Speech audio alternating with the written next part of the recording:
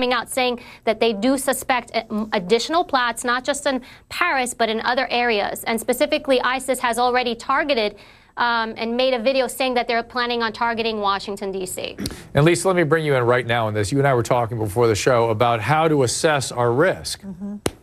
Right. We have to be careful not to act out of fear. It's like making bad decisions when you're drunk. What happened in Paris was horrific, and we've seen the images over and over again. But when we actually look at the data, what we know is that homegrown, non-Muslim terrorists twice as often have killed people in the U.S. since 9/11. I'm talking about in South Carolina, the bombing of the church, or the shooting in the church where 9 African Americans were killed, for example. Sikh temple, a lot of people killed. So it's generally right-wing terrorists in the United States who pose more of a threat. We're so afraid of Muslim terrorists, and people are already talking about keep the Muslims out, which is so un-American and, in my opinion, unconstitutional. And I just think we have to be logical and rational when we talk about what the risks are. Ernie, too logical?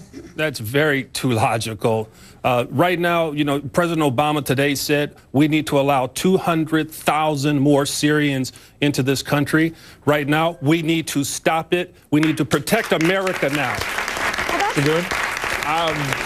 Listen, Ernie, with all due respect, I always feel that anybody of color should be for inclusion, and I'm never for exclusion. What I am for is common sense, and we need better screening policies. Yes. Like, we are a country that is a melting pot. We have said, look at us, we are a city upon a hill. We are what people aspire to be. We do not close our borders because Paris got bombed. What we need to do, Dr. Drew, is just be more diligent with the way we screen and scrutinize. I mean, we used to do this in Ellis Island. When my understanding is got to do a better job. It's not possible to do it given with the access to false IDs these days. Yeah, you can't screen. We're not even screening ourselves. We don't even have a website for the health care to work.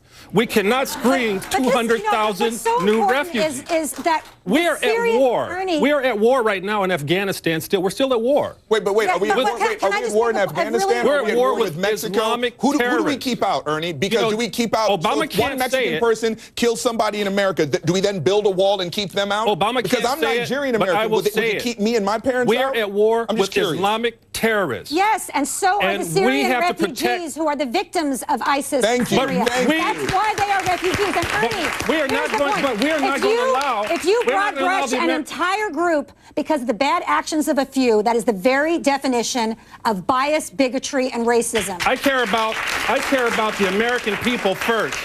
Before we can protect the Syrians, we have to protect Americans. Yeah. We've already gone through 9/11. We're not going to do that again. We need to protect ourselves. Give me my camera back here, guys. All right, here's the deal. Evie, look what you started here, my dear. So go ahead. Yeah, so I just want to clarify a couple of things with regard to the screening process. And just from a factual standpoint, you cannot screen for this.